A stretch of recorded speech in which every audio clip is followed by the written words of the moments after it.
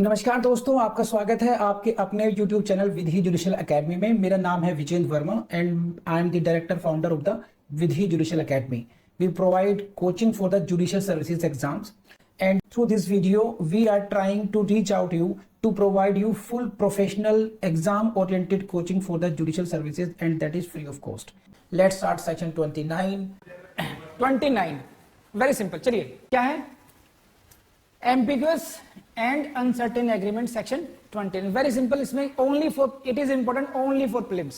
Mains में शायद ही कुछ जिद करेगा जबरदस्ती का नहीं देना ही है, मेंस में देना ही है, तब शायद हो जाए, अदरवाइज ओनली 29 पे मेंस की संभावना नगण्य है। देखिए क्या कहता है ये,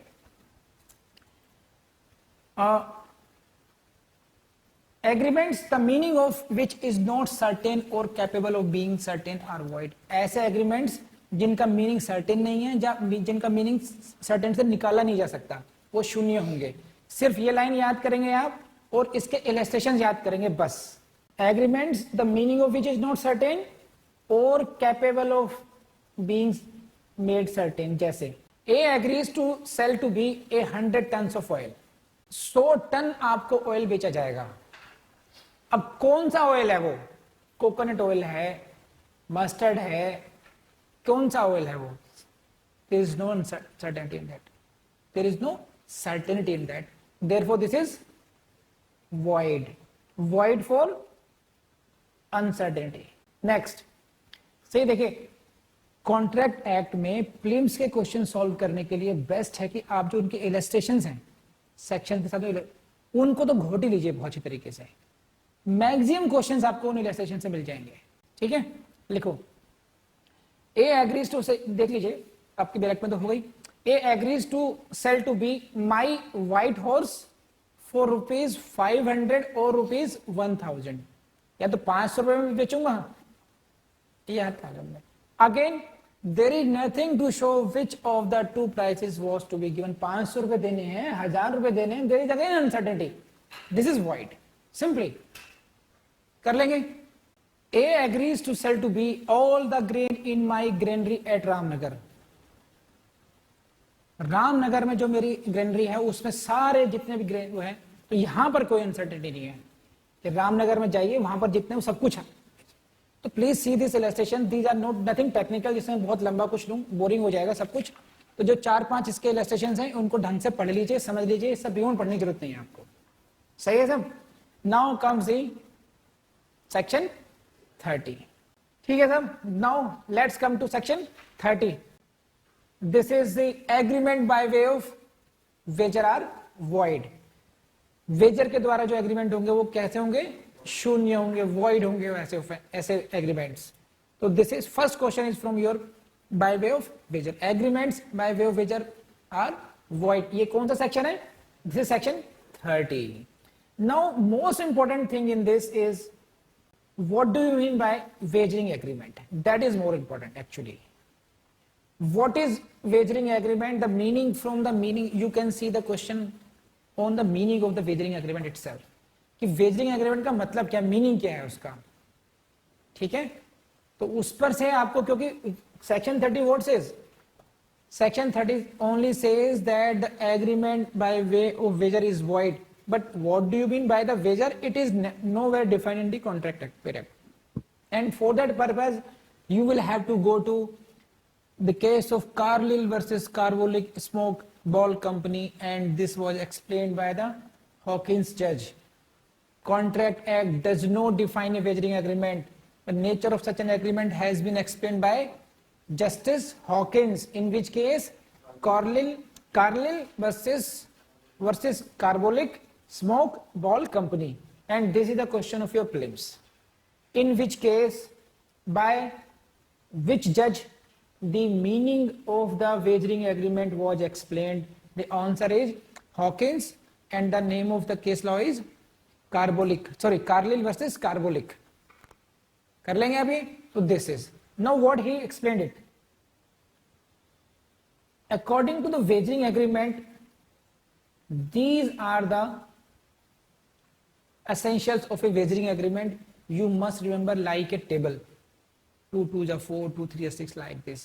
These are the essentials of a wagering agreement. When can an agreement be said to be wagering, हम कब किसी एग्रीमेंट को वेजरिंग एग्रीमेंट कह सकते हैं, and that is for that purpose the parties, first requirement is what, the parties have opposite views regarding N uncertain event, this is the first requirement. एक अनिश्चित event घटना के लिए दो जो पार्टी हैं उनके विपरीत व्यूज हैं, विचार हैं। एक अनिश्चित घटना है, जैसे for example this is parties have opposite views regarding an uncertain event, and these are the like this, whether it will rain on 1st January or not. So happening of rain on 1st January is a uncertain event, got it? It may happen and it may not happen. This is the uncertainty in the event. Now it will not, one says it will, they are having opposite views. One says it will rain, other is saying it will not rain. Batting शर्त लगाना ये तो करते हैं, opposite views होते हैं हमारे, ठीक है ना? तो और उसी पर हम लोगों ने कहा कि अगर होगी तो 1000 रुपए तुम दोगे, नहीं होगी तो तुम दोगे। तो these are the opposite views regarding uncertain event. कर लेंगे आप? तो this is the first requirement of the wagering agreement, uncertain event. Now इसमें एक क्वेश्चन आपको कहां से मिलेगा कि जो अपोजिट व्यूज हैं, ये जो अनसर्टेन इवेंट है, तो whether it is only for future or it may be past present anything future. तो यहां से प्रीलिम्स में क्वेश्चन आता है, कई बार आता है, and you must be aware of that. Mister Hawkins who explained the meaning of wagering agreement, he said no, this is limited only for the future uncertain event. What was the view of Hawkins? It was only for the future uncertain event, but correct view is that it may be past, it may be present, or it may be future uncertain event. The only requirement is that the parties must be having opposite views. Parties के विपरीत विचार होने चाहिए। Uncertain event uncertain होना चाहिए, वो भविष्य का हो सकता है, वर्तमान का हो सकता है, या भूतकाल का हो सकता है। So again this is next pointer for you, for the point to be noted by you. कर लेंगे? हॉकिंस साहब ने कहा था इस केस में, कार्लिल वर्सेस में, कि this is future uncertain event, but this is not correct view. Now second point is there are chances of gain or loss to the parties on the determination of the event. This is very important, और यहीं पर आपको कहीं confusion होता है। There are chances of gain or loss, means या तो मैं जीतूंगा या हारूंगा। If you want to determine the nature of the agreement, whether it is a wagering or not, this is very important कि what are the chances of winning or losing. ऐसा ना हो कि एक केवल पार्टी विन हो सकती है, ईदर ऑफ द पार्टी में win but can not loose. अगर परिस्थितियां ऐसी है, मैं केवल जीतने के चांस तो है, हारने का कोई चांस नहीं है, सेफ हूं मैं, then this is not wagering.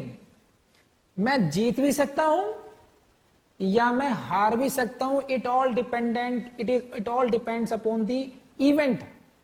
वो मेरे फेयर में टर्न आउट होता है, रेन हो गई मेरे फेयर में, मैं जीत गया, नहीं हुई मैं हार गया। समझ रहे हैं बात? तो ये उस पर डिपेंडेंट है। वेजरिंग में दिस इज मोस्ट इंपोर्टेंट, और see not only most important but also most confusing for you. If you don't learn it very carefully and don't revise daily, you will get confuse there कि क्या line थी वो। तो in this case मैं बार बार कह रहा हूं आपसे कि you must have the chance, you must either you will lose or you gain depending upon the determination of the event. उस घटना का कैसे परिणाम निकलता है, ऊंट किस तरह बैठता है, उसी के हिसाब से आप जीत सकते हैं या हार सकते हैं आप। लेकिन ऐसा नहीं होना चाहिए कि either of the parties may win but can not lose, or may lose but can not win. हारेगी, जीतने कोई चांस नहीं है, ये नहीं होना चाहिए। जैसे इसके 4 इंपॉर्टेंट, आप एक केस का नाम लिख लीजिए, बाबा साहेब वर्सेस राजा Ram. Very important case, Baba Saheb versus राजा राम का केस है। इसको मैं समझाया था एक बार आपको, क्या है ये। देयर वर 2 रेसलर्स, 2 पहलवान थे इसमें, ए एंड बी, दो पहलवानों के बीच में एग्रीमेंट हुआ कि अगर मैं पढ़ाता हूं, देखिए, A and B, that they agreed that if a party fail to appear on that day he would forfeit ₹500 to the other. जिस दिन कुश्ती होगी, जो पार्टी नहीं आएगी, वह दूसरी पार्टी को क्या देगी? 500 रुपए देगी। एक बात हो गई। दूसरी बात, अब दोनों पार्टी आ गई, फिर क्या होगा? दोनों में कुश्ती होगी तो एक इंसान जीतेगा और एक इंसान कुश्ती हारेगा, गेम विनिंग की हो गई। लेकिन जो जीतेगा उसे क्या मिलेगा? उनको मिलेगी, they further agreed that winner will receive the sum of ₹1125 out of the gate money. This is important कि जो व्यक्ति कुश्ती जीत जाएगा उसको गेट मनी मीन जो एंट्री जो उसकी कॉस्ट होगी, टिकट होगा, वहां से जो पैसा इकट्ठा होगा, उसमें से 1125 रुपए जीतने वालों को मिलेंगे, not out of the pocket of the person losing. This is important है। जो व्यक्ति कुश्ती हार रहा है उसकी पॉकेट से कुछ नहीं जाएगा। It means he has only chances to win, both parties has chance to win, but none has chance to lose. They may lose the game, but nothing out of their pocket will be given to other party. आप समझ रहे बात क्या है? तो जो agreement क्या हुआ कि उस खास दिन पर, उस खास जगह पर पूना में रेसलिंग का मैच होगा, जो जीतेगा व्यक्ति उसको गेट मनी से, यानी कि जो वहां से पैसा इकट्ठा हुआ, जो लोग मैच देखने के लिए आएंगे, टिकट खरीद करके आएंगे, पैसा इकट्ठा होगा, उसमें से 1125 रुपए दिए जाएंगे। ये एग्रीमेंट हुआ है। दूसरी क्लॉज क्या थी? अगर कुश्ती लड़ने नहीं आओगे, इन दैट केस आप 500 रुपए दोगे आप। सही है? कोई कंफ्यूजन नहीं आता? अब इसमें क्या हुआ? B failed to appear and A sued him to recover the ₹500. B नहीं आ पाया या नहीं आया मैच खेलने के लिए। अब A ने क्या कहा कि भाई 500 रुपए तुम मुझे दो। अब B ने क्या करा? क्या प्ली लिया कि this was a wagering agreement, void था, इसलिए you can not enforce this agreement, this is the dispute. कौन नहीं आया? B नहीं आया। B failed to appear. Because B failed to appear, as per the agreement, A got the right to recover ₹500 from B. Now, what is the defense of B? B says it was a wagering agreement. ये wagering agreement था. It means, and according to section 30, this is void, and if it is void, it cannot be enforced in the court of law. So you cannot recover ₹500 from me. Now in the court, question is whether this was the wagering agreement or not. So everything depends upon the determination of this factor only, whether this agreement is wagering or not wagering. समझ आई बात आपको? अब क्या हुआ? The plea was rejected and A was held entitled to recover the amount. The agreement was held to be not wagering when. यहां पर wagering नहीं था। क्यों? क्योंकि जो मैच हुआ था इसमें जो आपकी जो एग्रीमेंट था, everyone was have a chance of winning, neither party said to lose. किसी को लूज करने का मौका ही नहीं था। अगर वो आ जाता तो उसको लूज करने का कुछ भी नहीं था इसमें। जो जीतता उसे कुछ मिल जाएगा, जो हार रहा है उसके पास से कुछ नहीं जा रहा। तो देयरफॉर जो वेजरिंग एग्रीमेंट की जो सेकंड एसेंशियल कंडीशन है कि ईदर यू में लूज और यू में विन, या तो आप जीतोगे या आप हारोगे, तो वो कंडीशन यहां पर मीट आउट नहीं होती है। Therefore this agreement is not wagering agreement and this is not wagering agreement, therefore it is not void agreement. It means it can be enforced. It means ₹500 can be recovered by this. समझ में तो नहीं आया? आ गया? तो this is the meaning of wagering. First, कि uncertain event के रूप में अपोजिट व्यूज होने चाहिए। Both parties have the chance either to win or to lose. And third important point is the parties have no other interest except winning or losing. Of the bet, कि parties का उस जो betting करी है उन्होंने उसमें उनका इतना ही हित है, या तो जीतेंगे या हारेंगे, इससे ज्यादा कोई बेट नहीं है उसमें, उससे ज्यादा उनका इंटरेस्ट उसमें नहीं है। This is the third. तो these are the three important points which you should consider, which you should remember in this. तो this is the meaning of wagering. इससे फर्दर डिटेल के लिए मैं जो फाउंडेशन कोर्स वालों के लिए होगी अलग से डिटेल में मैं जाऊंगा उसमें। इस वाली क्लास के लिए पूरा प्रिम्स यही था इतना। वेजरिंग एग्रीमेंट का मैंने मीनिंग समझा दिया आपको डिटेल में अच्छी तरीके से। Now please we go to the definition of section 330 क्या कहता है बाकी। This is agreement by way of wager are void. अब तो समझ में आ गया वेजरिंग एग्रीमेंट मीनिंग आ गया। सेक्शन 30 की हमारी लाइन समझ में आ गया भी है। And no suit shall be brought for recovering anything alleged to be won on any wager. अगर वेजर एग्रीमेंट हुआ और आप कुछ जीत गए उसमें, and now you want to recover from that, तो उस no suit shall be brought for recovering anything, तो आप उसके लिए सू नहीं कर सकते हैं उसमें, समझ में। या मान लीजिए आपके और मेरे बीच में एक वेजरिंग एग्रीमेंट के लिए हो गया, उसमें प्राइज मनी की भाई जो जीतेगा, मान लीजिए पंजा लड़ा रहे हैं, है ना, आपने भी 1000 रुपए रख दिए, मैंने भी 1000 रुपए जमा कर दिए इन पर। No, this is entrusted to any person. The amount is entrusted to any person to abide the result, कि भाई जो जीतेगा उसको 2000 रुपए दे देना बाप, सही है। तो उसको रिकवर करने के लिए भी you cannot bring any suit. तो this is this section 30। Got it? समझ में आई बात आपको? नहीं है, दो पार्ट हो गए इसके। फर्स्ट पार्ट में wagering agreements are void and second no suit shall be brought for this purpose. Now next, exception in favour of certain prizes for horse racing. इसमें पूरा लाइन याद ना करके सिर्फ इतना याद रखिए कि अगर हॉर्स रेसिंग में, हॉर्स रेसिंग के विनर को हॉर्स रेसिंग के फेवर में इन्होंने एक्सेप्शन क्रिएट किया है, कब?